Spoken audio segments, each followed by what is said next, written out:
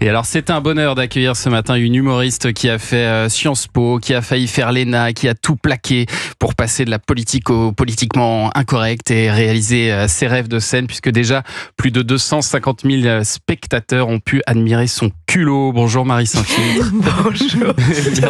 Son culot.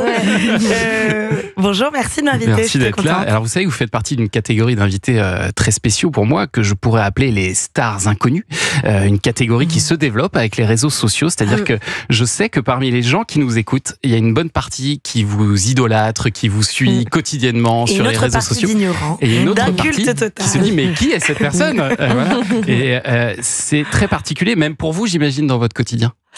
Non, c'est pas du tout particulier. C'est plutôt une grande fierté de me dire que finalement j'ai permis à ce personnage Marie Saint-Filtre d'exister uniquement par lui-même et en fonction de ce qu'il a créé lui-même. C'est-à-dire qu'il n'y a eu aucun autre support, aucun soutien. J'étais seul au monde.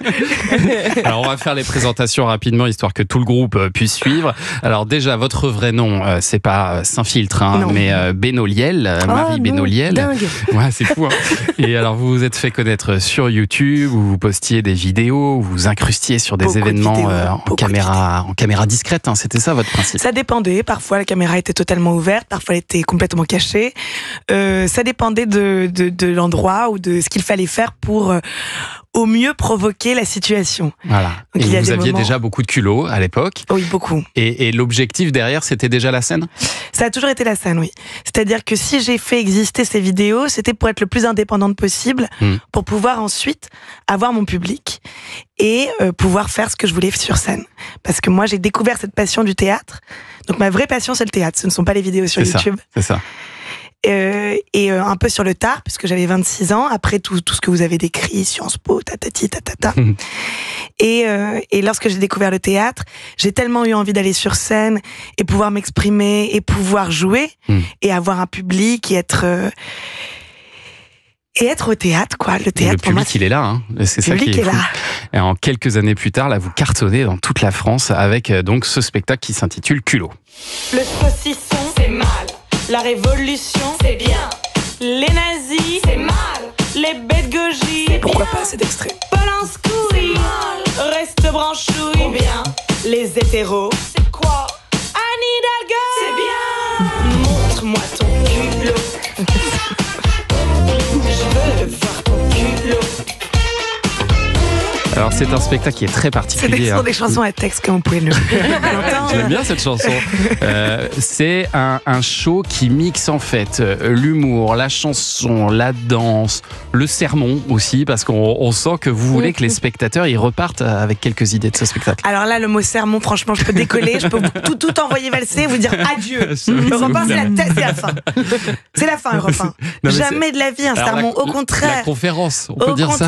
Au contraire, c'est comment bousculer le spectateur pour que lui-même se pose la question de qu'est-ce qu'il aimerait oser faire, qu'est-ce qu'il n'ose pas faire, comment lui donner les clés, les outils, l'envie, comment faire ressortir ce moyen d'action qu'il a en lui et qu'il n'ose pas accomplir pour réaliser tous ses rêves, qu'il ressorte de là avec une capacité à faire ce qu'il ne se permet pas de faire. Se dire qu'ils sont plus libres que ce qu'ils pensent, quoi. Comment ? De leur dire vous êtes plus libre que ce que vous imaginez. Vous êtes bien plus libre et il y a une sorte de gouffre entre là où vous êtes aujourd'hui et là où vous désireriez être. Vous avez vu un peu cette façon de manier la grammaire. C'est exceptionnel.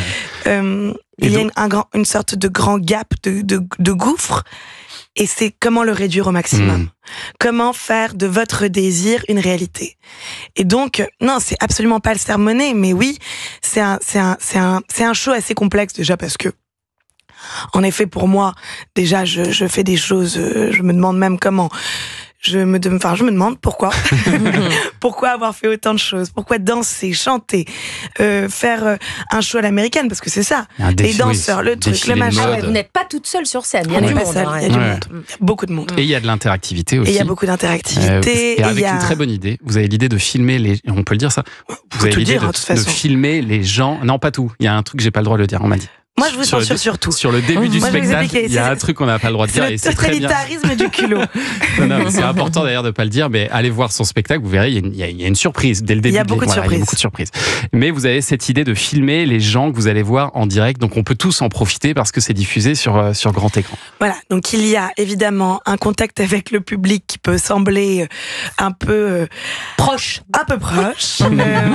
qui vient un petit peu casser les stéréotypes, confronter la peur du regard de l'autre en finalement les libérant tous, en montrant que finalement la meilleure façon de se libérer du regard de l'autre, c'est de s'y confronter. Il y a une façon de toujours se reposer la question du ridicule, de la honte, de qu'est-ce qu'on n'ose pas faire, pourquoi est-ce qu'on n'ose pas. C'est souvent parce qu'on a peur de rougir, d'être embarrassé, de décevoir l'autre. Donc on va venir casser tout cela en permanence. Et c'est un spectacle aussi un peu compliqué pour le spectateur dans la mesure où lui-même va être en permanence confronté à ses limites.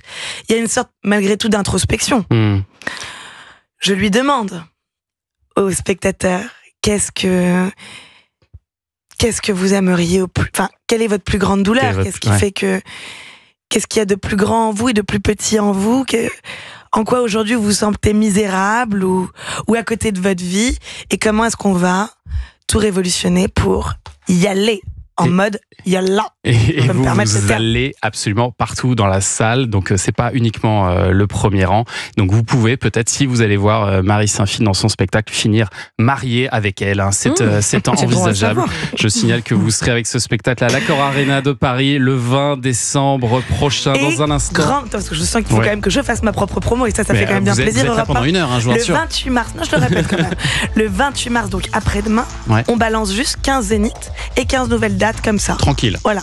En toute décontraction. En toute humilité. Allez, on va parler lecture et thriller dans un instant avec Nicolas Caro. À tout de suite sur Europe 1.